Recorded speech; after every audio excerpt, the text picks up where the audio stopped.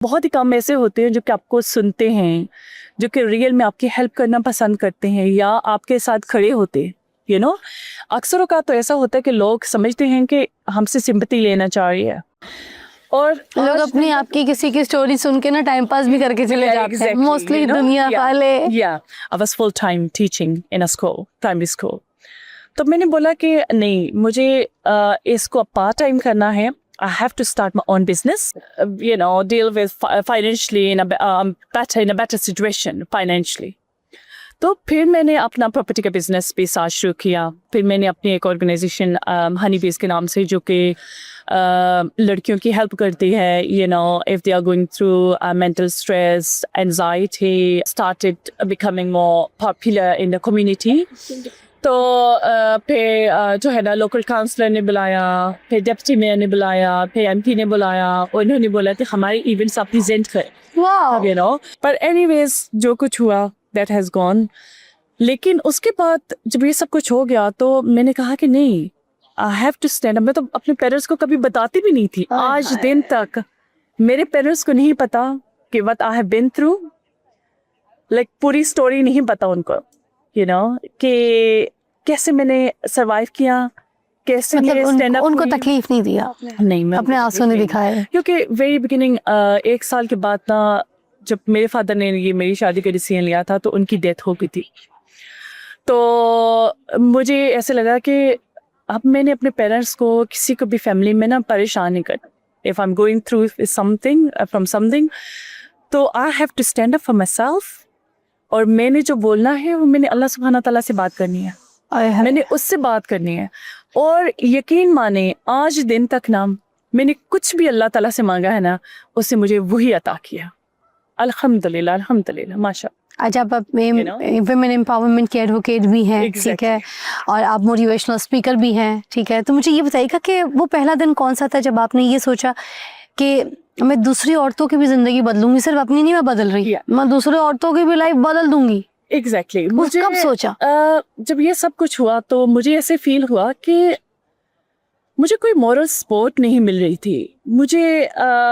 मुझे दिन रात एक मैं ही थी जो अपने बच्चों के लिए भी खड़ी थी, जो अपने लिए भी खड़ी थी, और मैं एक बहुत क्रिटिकल फेज से जा रही थी.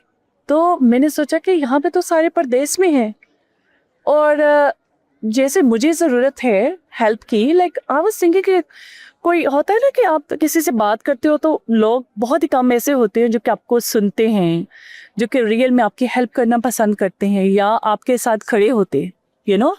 अक्सर औक़ात तो ऐसा होता है कि लोग समझते हैं कि हमसे सिंपैथी लेना चाह रही है, और लोग अपनी आपकी किसी की स्टोरी सुन के ना टाइम पास भी करके चले जाते हैं मोस्टली दुनिया वाले. तो ये चीज़ें ना मैंने बड़ी एक्सपीरियंस की है. तो मैं कभी किसी को, आज शायद बहुत सारे लोग देख रहे होंगे मुझे, बहुत ज़्यादा लोग जानते भी हैं, तो मैंने कभी किसी को नहीं बताया कि ये मेरी आई एम गोइंग थ्रू दिस, या सिवाय अल्लाह सुब्हाना ताला के.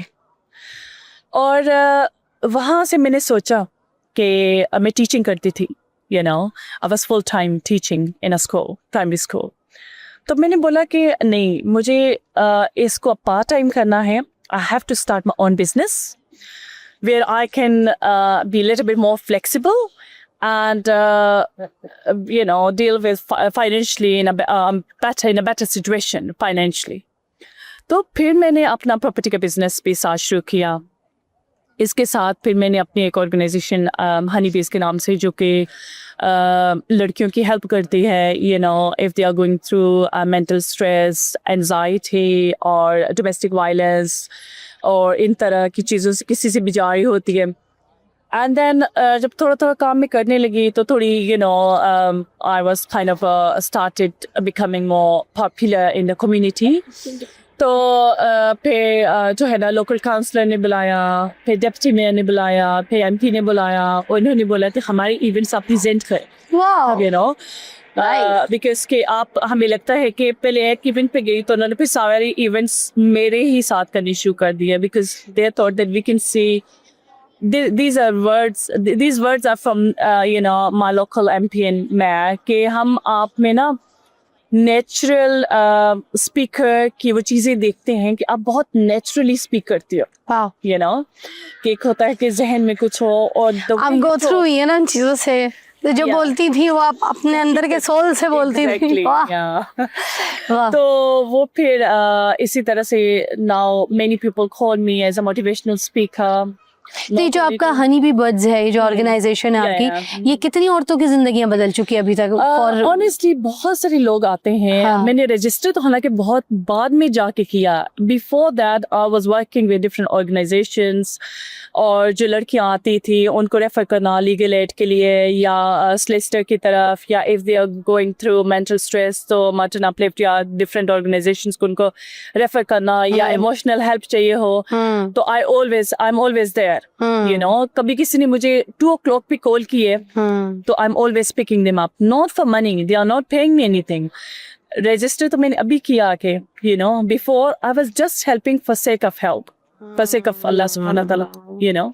अच्छा, हर कामयाब औरत के पीछे एक ऐसा वक्त आता है जहाँ वो बिल्कुल टूट जाती है। कि आपकी जिंदगी में वो फेस आया जहाँ पर आप बिल्कुल टूट गई हो और फिर आपने सोचा कि नहीं मैंने वापस उठना है? वो कौन सा फेस था?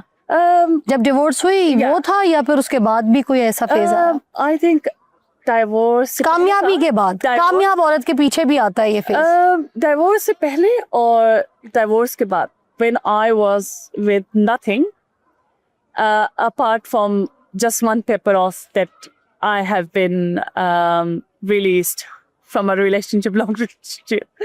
तो मैंने बोला no. मैंने उसके बाद first एक kind of I had a get together with friends, nice get together. हालांकि मैं इतना म्यूजिक का वो नहीं थी, but that day मैंने बोला कि आज के दिन के बाद ना मैंने लाइफ अपनी चेंज करनी है। I had a lot of fun. आपने अपनी डिवोर्स सेलिब्रेट की थी?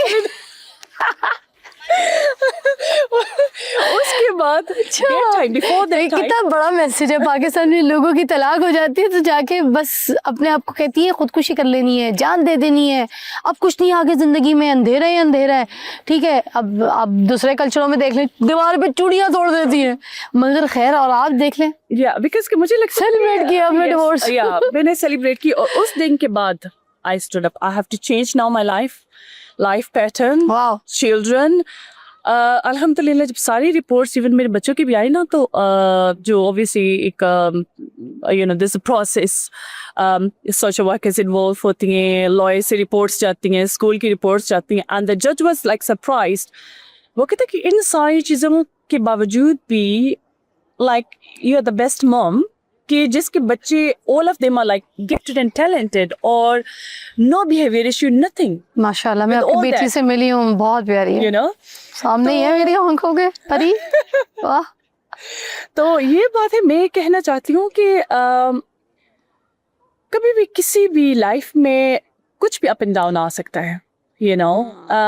कभी ऐसे नहीं होता कि रात के बाद सुबह रोशनी ना हो, you know? तो अंधेरे के बाद उजाला है। अंधेरे के बाद उजाला। मुझे बताइए, आपने इतनी औरतों के साथ काम किया, ठीक है, इतनी औरतों के आपने जो है ना दर्द सुने, तकलीफ देखी, तो कौन सा दर्द आपको कॉमन लगा औरतों में, पैसा या रिश्ता?